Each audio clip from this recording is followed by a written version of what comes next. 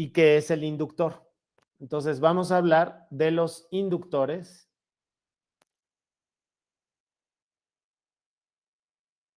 magnéticos. Y fíjense que aquí, bueno, lo que empieza a grabar esta cosa, fíjense que a mí me molesta un poco o sea, no sé si ustedes recuerdan que la B se llama inducción magnética, y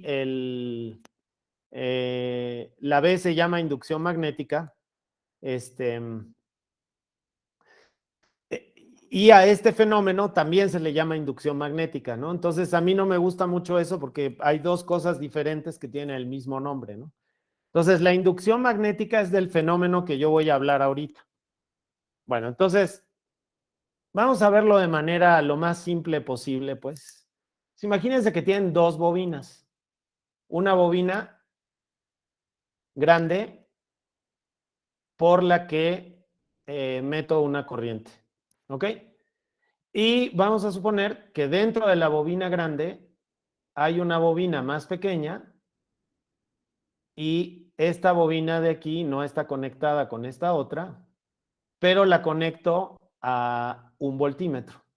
Entonces, por esta bobina meto una corriente y entonces esa corriente circulando por la bobina, ¿qué va a producir en la primera bobina? Vamos a llamarla esta, la bobina 1, y a la bobina 2 vamos a ponerle otro color, para que se vea la diferencia. Entonces, a la bobina 2 vamos a ponerla de verde, ¿no? Y estas rayitas de aquí también vamos a ponerlas de verde. Y estas de aquí también. Y entonces así ustedes distinguen a las dos bobinas que están ahí, ¿no? Bueno, entonces, a ver, cuando paso una corriente por la primera bobina, ¿qué ocurre? Se genera un campo magnético. Exactamente, la primera bobina genera un campo magnético, ¿ok? Y entonces, ese campo magnético que genera la primera bobina es experimentado por la segunda bobina. La segunda bobina que es más chiquita, ¿no? Bueno, no sé si lo recuerdan, pero hace ya unas clases calculamos el campo magnético producido por una bobina, ¿no? Hicimos la integral y calculamos el campo magnético producido por esa bobina.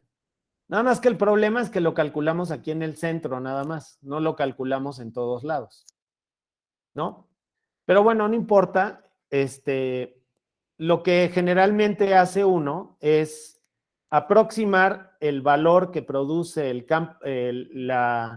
campo magnético de la bobina externa como si uniformemente fuera el mismo campo magnético en todo el interior de la bobina. Bueno, entonces les recuerdo que ese campo magnético producido por la bobina era, a ver si lo tenemos por aquí,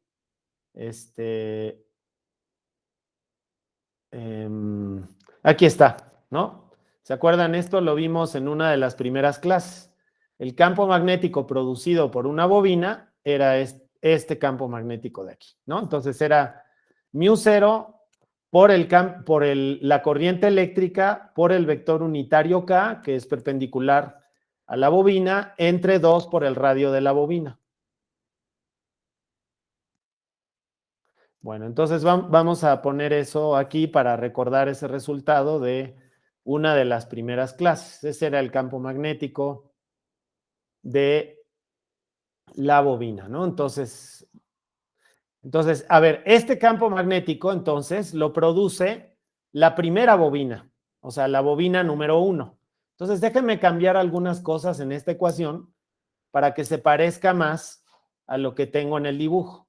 Entonces, aquí tengo la corriente I y vamos a respetar los ejes coordenados. Entonces, aquí tengo el eje X y aquí tengo el eje Y. Entonces, el campo magnético producido por la bobina negra es igual a B1, ¿ok? O sea, es B1 que es producido por la corriente es B1, que es producido por la corriente que está en la primera espira, ¿no? Entonces a esta la llamamos I1. Y aquí, a esta I la llamamos I1 también. Ok.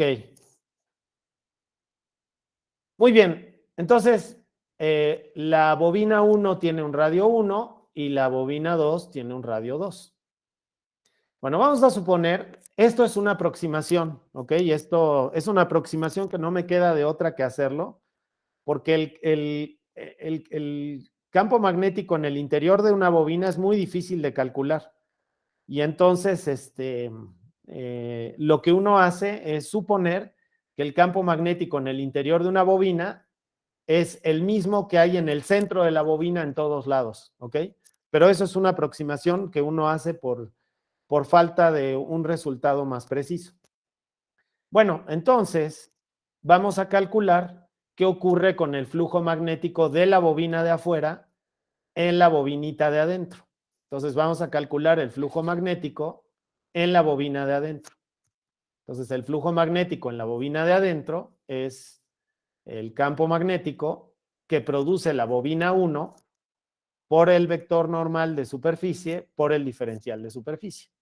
El vector normal de superficie es K, entonces aquí lo que me queda es que mu0 por I1 entre 2A por K.K por el diferencial de superficie, porque este de aquí es K, ¿no? Y el campo magnético está en la dirección K, que es producido por la bobina 1.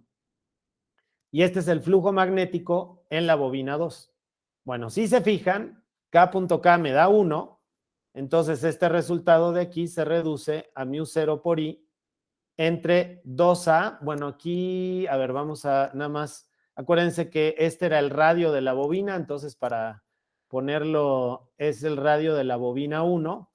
Entonces aquí se me olvidó ponerle que este es R1, ¿no? Bueno, ok. Entonces, el flujo magnético y aquí también, ¿no? Aquí también lo tengo que cambiar por el radio que le estoy poniendo a esa bobina. Entonces, si se fijan, me queda mu0 por I entre 2 por R1 por la superficie, pero la superficie de la bobina 2, porque el flujo lo estoy calculando en la segunda bobina. Entonces, el campo magnético en la segunda bobina es pi por el área de la segunda bobina es pi por R2 al cuadrado. Entonces ocurre una cosa que es muy curiosa, que es que el campo magnético de el flujo magnético en la bobina 2 depende de varias cosas. Depende de 2R1 por R2 al cuadrado. Si quieren el pi lo pongo aquí afuera. Y aquí me queda I1. O sea que el flujo magnético en la bobina 2 depende de la corriente que yo pase por la bobina 1. ¿Ok? Bueno, entonces vamos a suponer que yo quiero calcular la FEM inducida en la bobina 2, que es la FEM inducida que estoy midiendo con este voltímetro. Entonces, la FEM inducida en la bobina 2 la puedo calcular como la derivada de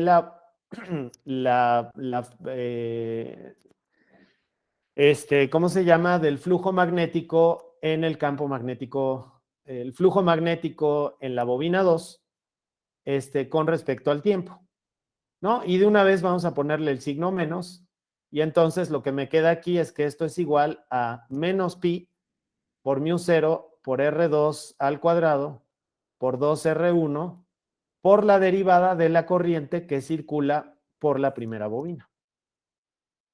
Y esto es la FEM inducida. ¿Ok?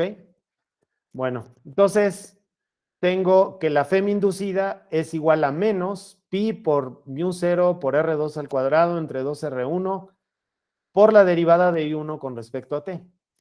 Bueno, entonces ahora imagínense que la FEM inducida, o sea, la derivada de I1 con respecto a T, pues es la derivada de la corriente que entra a la primera bobina con respecto al tiempo. La FEM inducida en la segunda bobina, pues es como un voltaje que yo puedo medir. Pero fíjense que tengo la derivada de la corriente y aquí tengo un factor que depende de puras cuestiones geométricas entre las dos bobinas y depende de la mu cero. O sea que si en lugar de tener vacío aquí tuviera un material magnético, como óxido de hierro, por ejemplo, entonces en lugar de tener mu cero aquí tendría mu, ¿no? Por todo lo que vimos de cómo funcionaban los materiales magnéticos. Entonces tengo una constante que es como de origen geométrico y de tipo de material que me multiplica a la derivada de la corriente con respecto al tiempo. Bueno, a toda esta cosa de aquí se le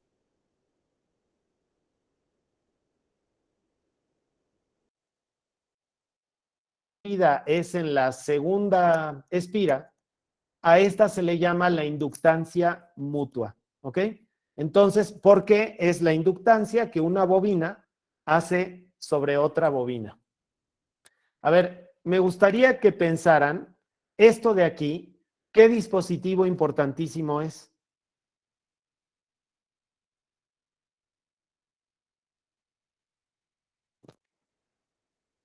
El inductor.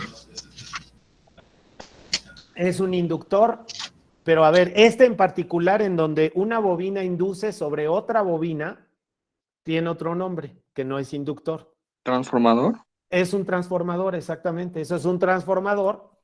De hecho, o sea, los transformadores modernos que uno utiliza para cargar el celular ya no funcionan así. Más bien ahora es un dispositivo de estado sólido de alta potencia.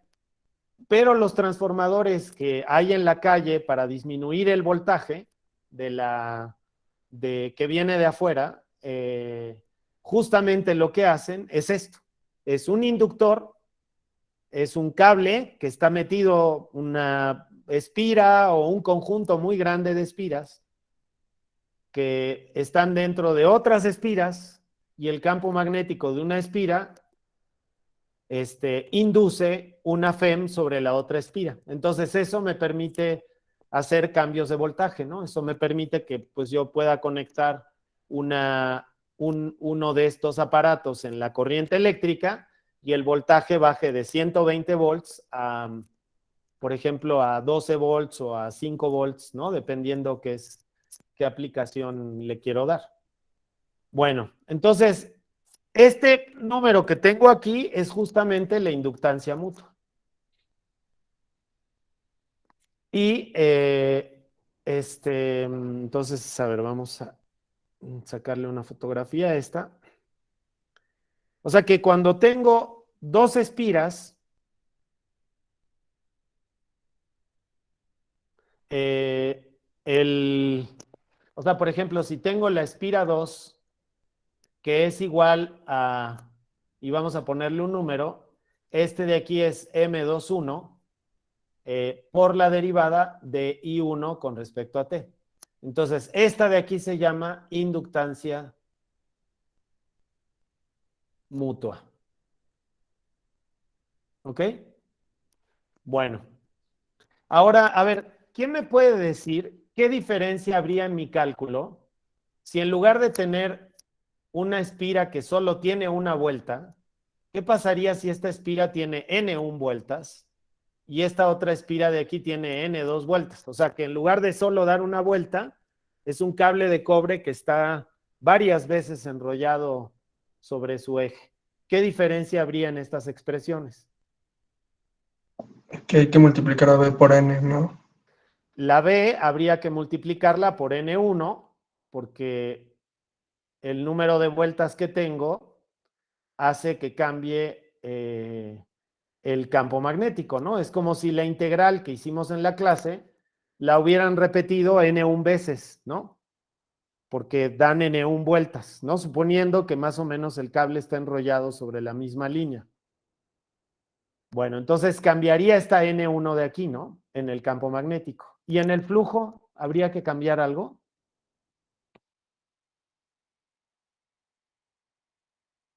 Bueno, en el flujo habría que multiplicar por N2, porque como el número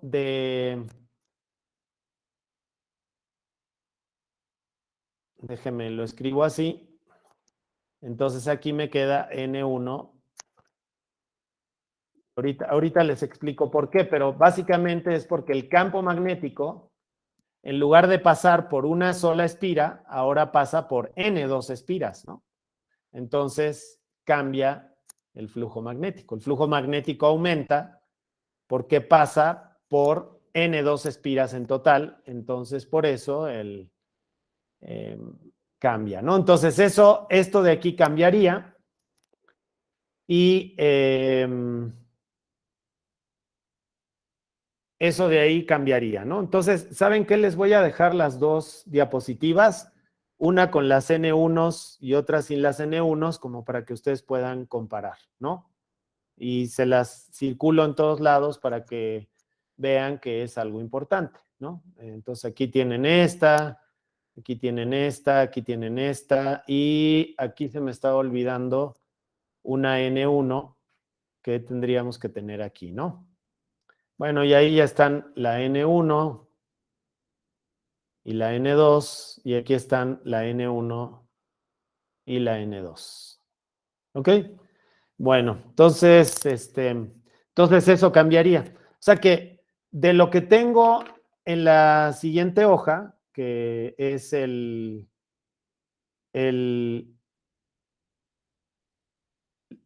la inductancia mutua, que es esta cosa de aquí,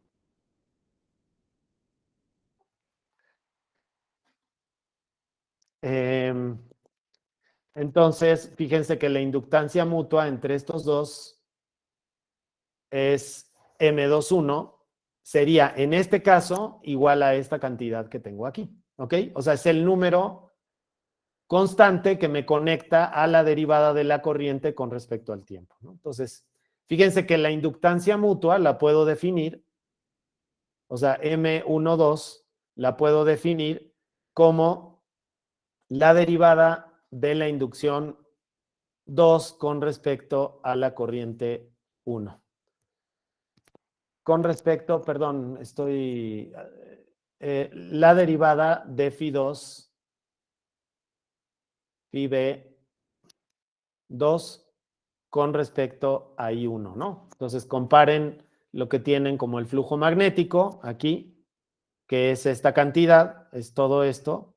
Si lo derivan con respecto a I1, pues les sale la inducción mutua del material, de esa configuración, ¿no? Bueno, fíjense que también uno puede estar preocupado por la autoinducción. Entonces, esa es inducción mutua, pero uno puede estar preocupado por la autoinducción. Entonces, la autoinducción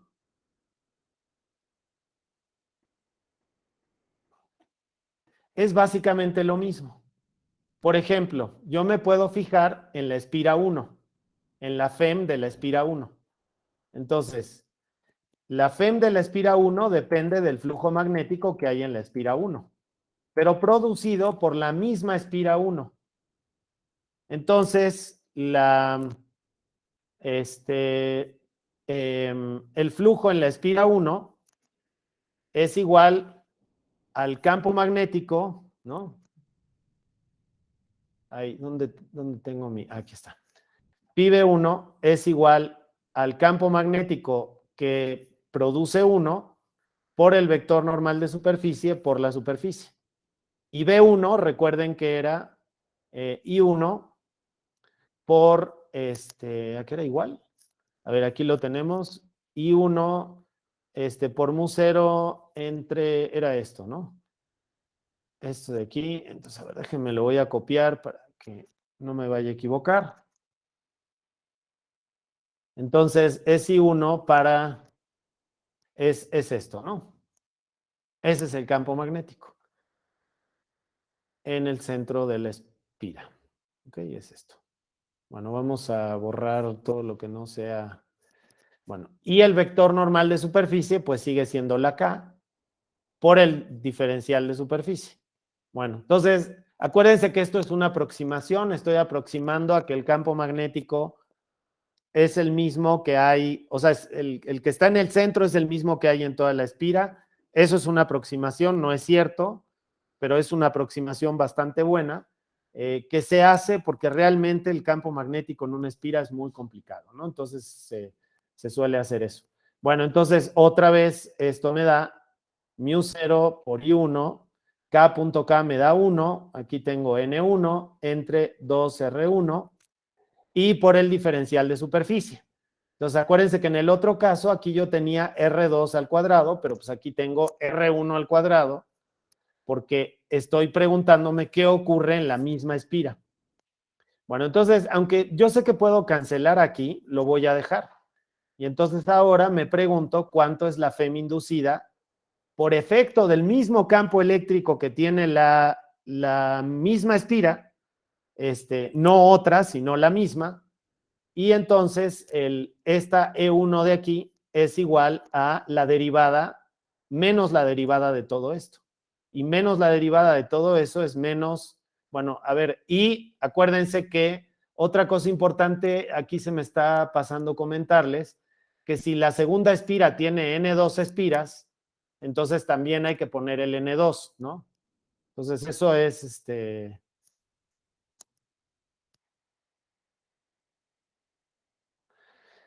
Ok, se los remarco porque puede ser que cada espira tenga una sola vuelta o que una tenga N1 o que la otra tenga N2, ¿no? Entonces, en fin. Entonces, E1 es la derivada con respecto al tiempo del flujo magnético de 1. Y esto es igual a menos, y otra vez ocurre lo mismo, μ0 por N1 por N2 por pi por R1 al cuadrado entre 2R1 por la derivada de I1 con respecto a t. ¿Ok? Entonces, a esta cosa que tengo aquí, que es la constante de proporcionalidad entre la FEM y la derivada de la corriente, le llamo autoinductancia.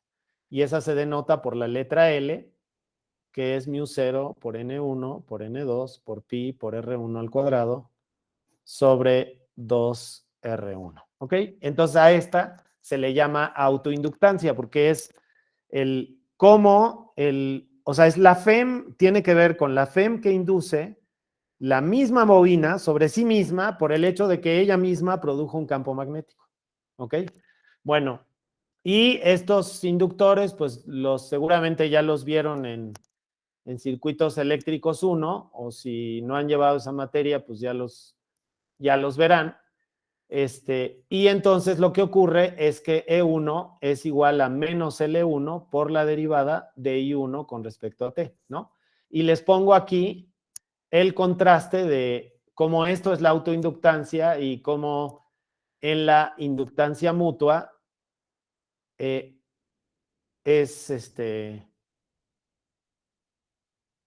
¿ok? Si se fijan, ahí me estoy equivocando aquí, es un 1 aquí, ¿no? Entonces, esto es un transformador.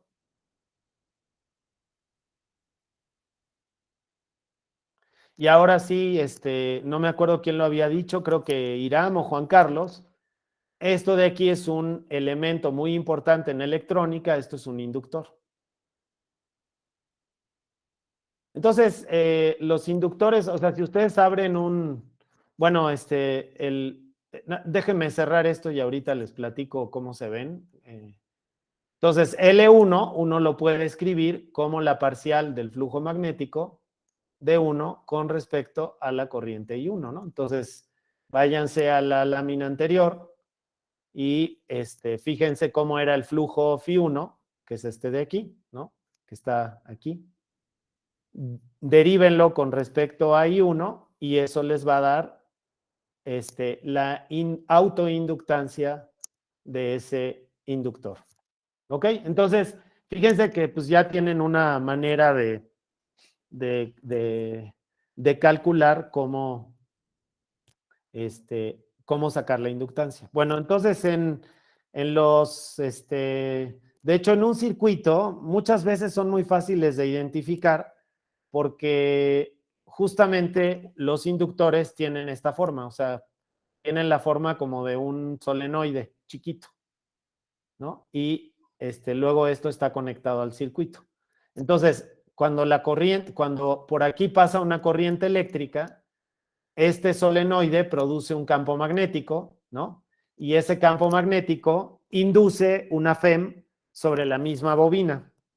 Y esa FEM es percibida por la bobina y cambia la corriente eléctrica, ¿no? ¿Cómo la cambia? Pues así, a través de esta ecuación diferencial, ¿no? Entre la FEM inducida y y la derivada de la corriente eléctrica, ¿no? Entonces ahí tienen un inductor y un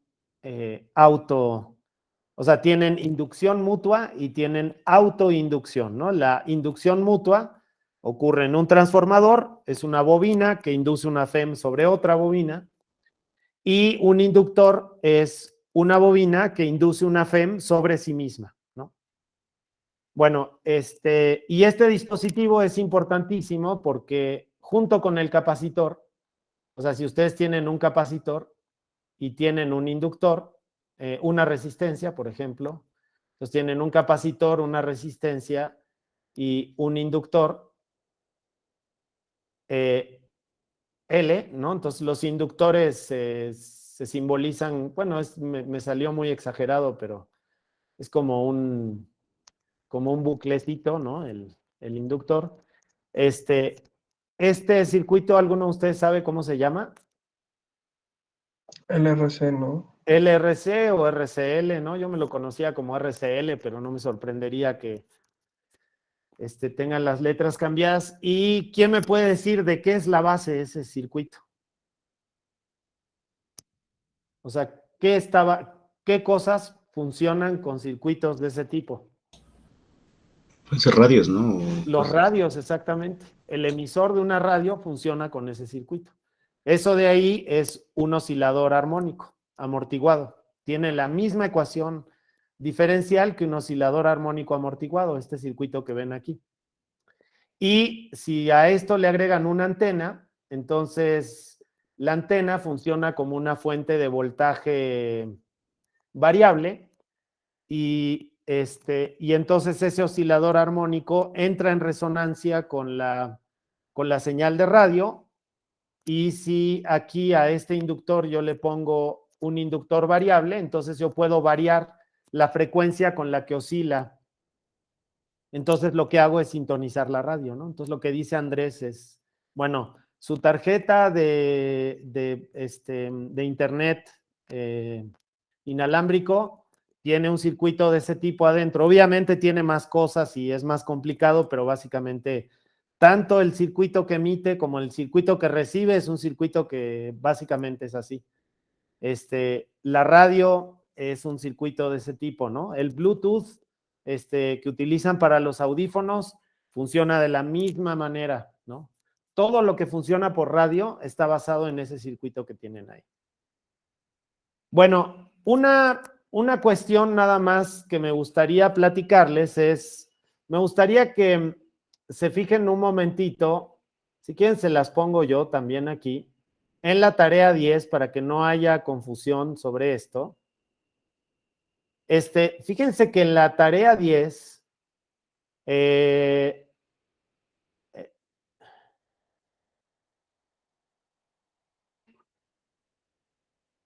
ay, qué cosa esto que no se ve bien.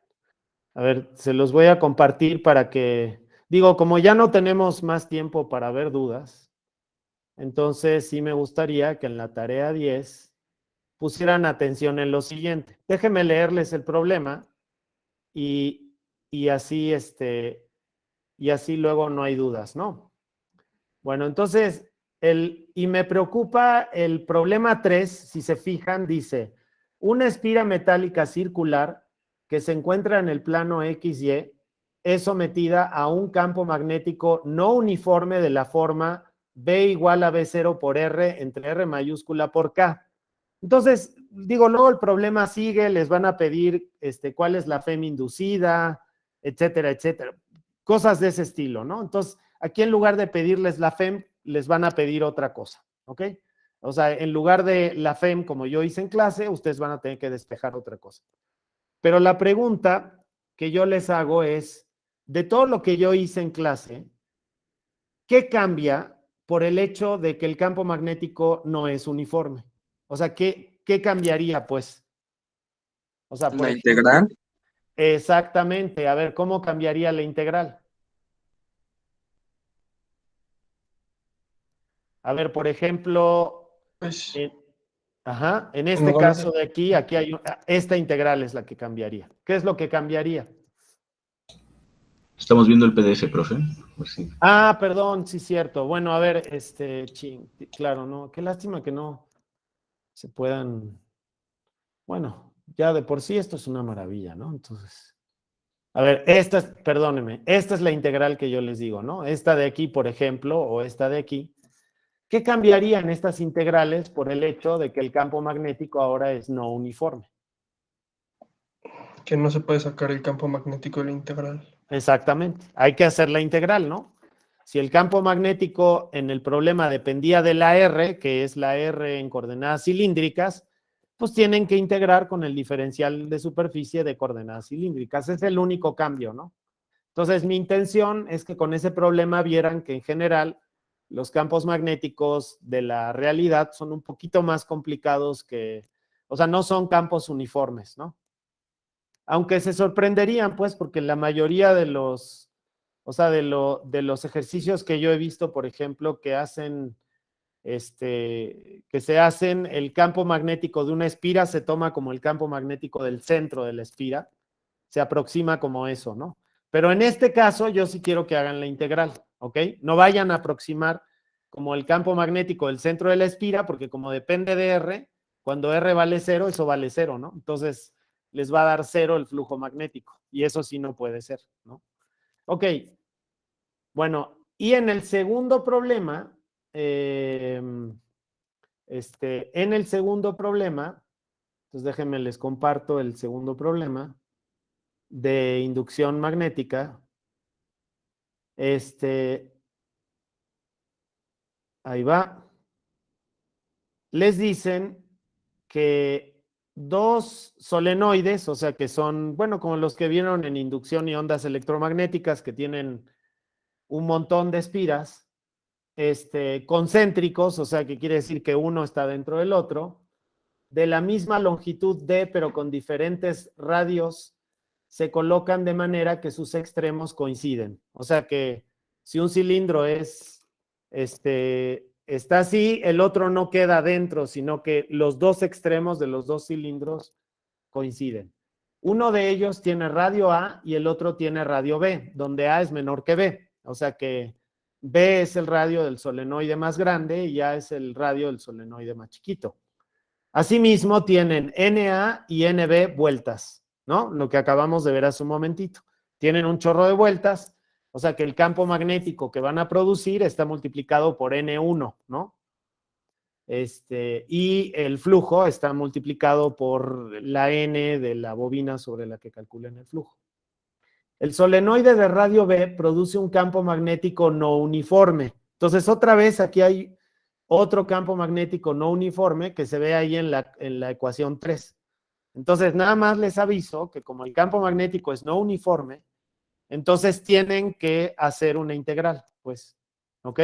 No tomar el campo magnético en el centro, sino que tienen que hacer una integral. Bueno,